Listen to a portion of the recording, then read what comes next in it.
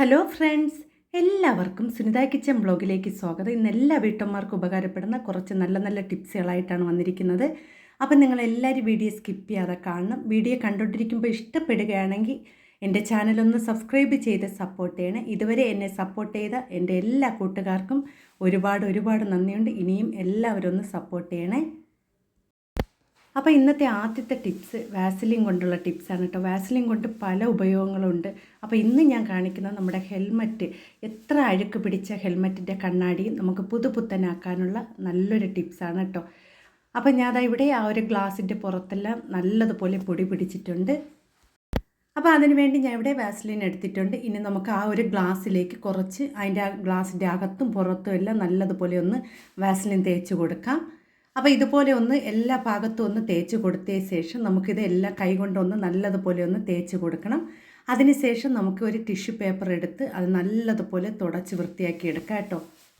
അപ്പോൾ ഇങ്ങനെ ചെയ്യുകയാണെങ്കിൽ എത്ര പൊടി പിടിച്ച ആ ഒരു ഗ്ലാസും നല്ലതുപോലെ പുതുപുത്തനായിട്ടിരിക്കും കേട്ടോ.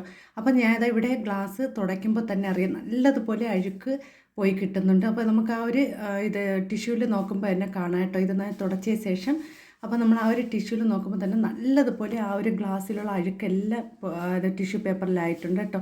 അപ്പോൾ ഇതുപോലെ തന്നെ നമുക്ക് ആ ഒരു ഗ്ലാസിൻ്റെ എല്ലാ ഭാഗത്തും അകത്തും പുറത്തും എല്ലാം നല്ലതുപോലെ ഒന്ന് തേച്ച് വൃത്തിയാക്കി എടുക്കാം കേട്ടോ.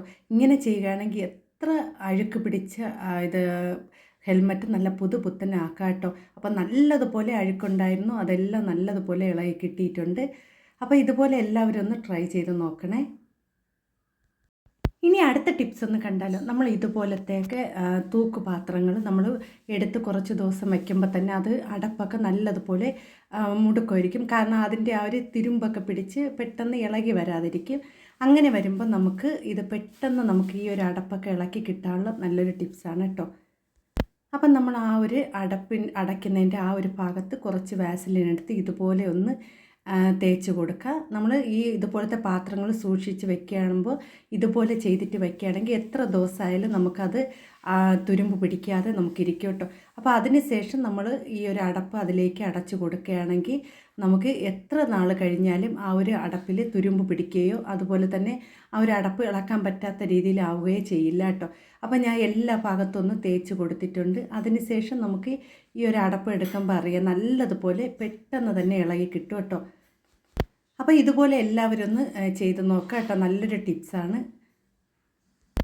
ഇനി അടുത്ത ടിപ്സ് ഒന്ന് കണ്ടാലും നമ്മൾ ഇതുപോലത്തെയൊക്കെ പുൽച്ചൂലുണ്ടല്ലോ, നമ്മൾ ടേൽസൊക്കെ തൂക്കാൻ വേണ്ടി നമ്മൾ വാങ്ങിക്കുന്ന ചൂല് കുറേ ദിവസം ആകുമ്പോൾ അത് ഇല്ലാതായി പോകാറുണ്ട്. അപ്പോൾ അങ്ങനെ വരുമ്പോൾ നമ്മൾ ആ ഒരു ചൂല് കളയണ്ട കേട്ടോ. അപ്പോൾ ഈ ചൂല് കൊണ്ട് പല ഉപയോഗങ്ങളുണ്ട് കേട്ടോ.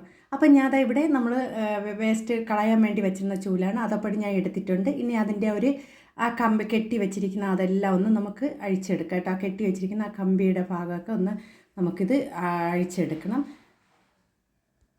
അപ്പോൾ ഇതിപ്പം ചെറുതായിട്ട് കൂർത്താണ് ഇരിക്കുന്നത് കേട്ടോ. നമുക്കിപ്പോൾ ഇനി ആ ഒരു കമ്പി ഉള്ള ഭാഗം ഒന്ന് നമുക്ക് അഴിച്ചെടുക്കുമ്പോൾ നല്ലതുപോലെ ഒന്ന് നിരന്ന് കിട്ടും. നമുക്ക് ആ ഒരു ഇതായിട്ടിരിക്കുന്നത് നമുക്ക് നല്ലതുപോലെ നിരത്തിയിടാൻ പറ്റും കേട്ടോ. അപ്പം ഞാൻ ഇവിടെ അതിനെ ഒന്ന് ഇങ്ങനെ ആക്കി കൊടുക്കുകയാണ് കേട്ടോ. അപ്പം നല്ലതുപോലെ ഒന്ന് ഇതുപോലെ ഒന്ന് നിരന്ന് കിട്ടും. ഇനി നമുക്കിതിനെ ഒന്ന് കത്രിക ഉപയോഗിച്ച് ആ ഒരു ഇതായിട്ട് നിൽക്കുന്ന ഭാഗം എല്ലാം കട്ട് ചെയ്തെടുക്കാം കേട്ടോ. നല്ല നിരപ്പിനൊന്ന് കട്ട് ചെയ്തെടുക്കാം. അപ്പം ഞാൻ ഇതുപോലെ ഒന്ന് ആ ഒരു അളവിന് കട്ട് ചെയ്തെടുത്തിട്ടുണ്ട്. ഇനി നമുക്ക് ഇത് കൊണ്ടുള്ള ഉപയോഗം എന്താണെന്ന് ആദ്യം കാണാം കേട്ടോ. നമ്മുടെ വീട്ടിലൊക്കെ ജനലിലൊക്കെ നിറയെ വലയൊക്കെ കെട്ടാറുണ്ടല്ലോ. അപ്പോൾ ആ വല കെട്ടുമ്പോൾ നമുക്ക് തുണിയൊക്കെ വെച്ച് തുടയ്ക്കാനൊക്കെ ഭയങ്കര ബുദ്ധിമുട്ടായിരിക്കും. അപ്പോൾ ഇതുപോലത്തെ ഒരു ചൂലുണ്ടെങ്കിൽ നമുക്ക് ആ ഒരു ജനലിൻ്റെ ഇടയിലും ആ സൈഡിലൊക്കെ ഉള്ള വലയൊക്കെ നല്ലതുപോലെ നമുക്ക് എടുക്കാൻ പറ്റും. തുറപ്പം നല്ല ഇതായിട്ടിരുന്ന് കഴിഞ്ഞാൽ നമുക്ക് അതിൻ്റെ ഇടയിലൊന്നും കയറ്റി ഇതുപോലെ തൂത്ത് വൃത്തിയാക്കാൻ പറ്റില്ല.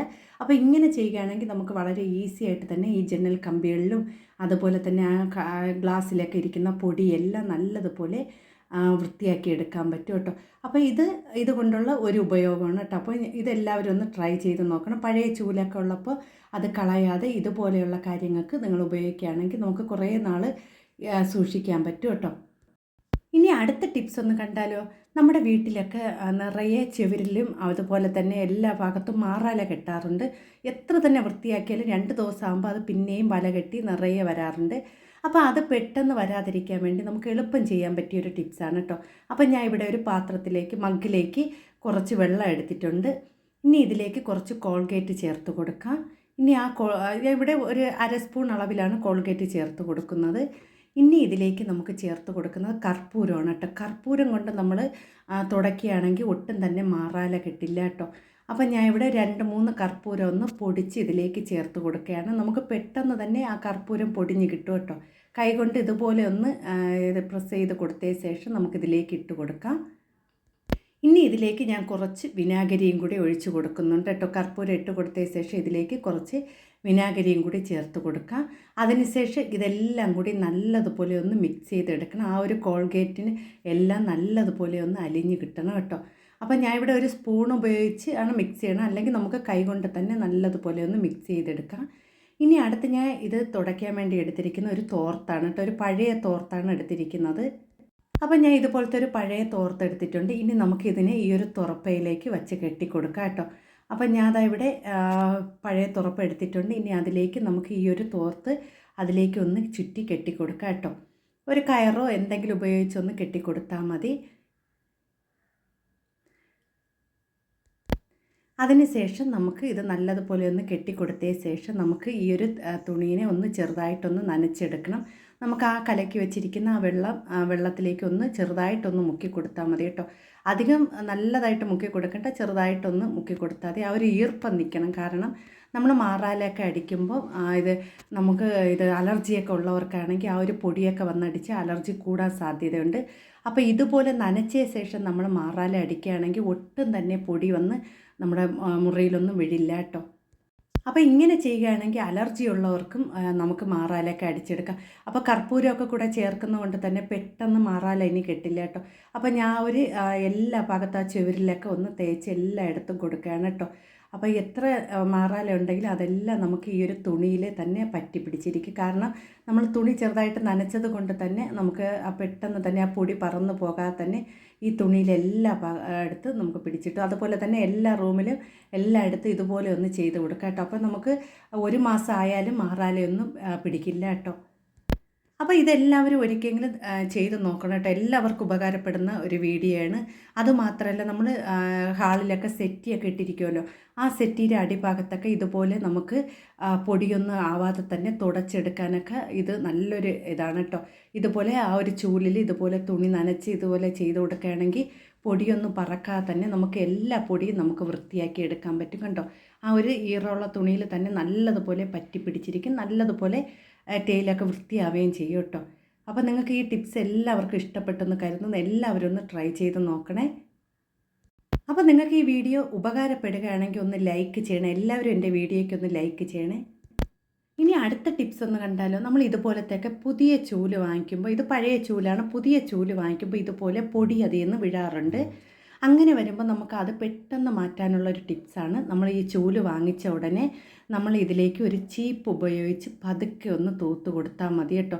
ഇതുപോലെ ഒന്ന് ആക്കി കൊടുക്കുമ്പോൾ ആ ഒരു എത്ര പൊടി ഉണ്ടെങ്കിലും അത് നമുക്ക് എല്ലാം വീണ് കിട്ടും. നമ്മളിങ്ങനെ ചെയ്യാതെ നമ്മൾ തറയൊക്കെ തൂക്കുമ്പോൾ അതിൽ പൊടിയൊക്കെ വീണ് നമ്മൾ തൂക്കുന്ന അടുത്തേനെ പിന്നെയും പൊടി വീണുകൊണ്ടിരിക്കും കേട്ടോ. അത് നമുക്ക് ജോലി ഭാരം കൂടെയുള്ളൂ കേട്ടോ. അപ്പം നിങ്ങൾ എപ്പോഴും പുതിയ ചൂല് ഇതുപോലത്തെ വാങ്ങിച്ചാലും ഇതുപോലെ പതുക്കെ ഒന്ന് ഒരു ചീപ്പ് കൊണ്ട് തുടച്ചെടുക്കുകയാണെങ്കിൽ ഇതുപോലെ പൊടിയെല്ലാം നല്ലതുപോലെ നമുക്ക് തറയിൽ വീണ് കിട്ടും കേട്ടോ. ഇതെല്ലാവരും ഒന്ന് ട്രൈ ചെയ്ത് നോക്കണേ. അപ്പം നിങ്ങൾക്ക് ഇന്ന് കാണിച്ച എല്ലാ ടിപ്സുകളും ഇഷ്ടപ്പെട്ടെന്ന് കരുതുന്നു. വീഡിയോ ഇഷ്ടപ്പെട്ട ലൈക്ക് ചെയ്ത് സപ്പോർട്ട് ചെയ്യണേ.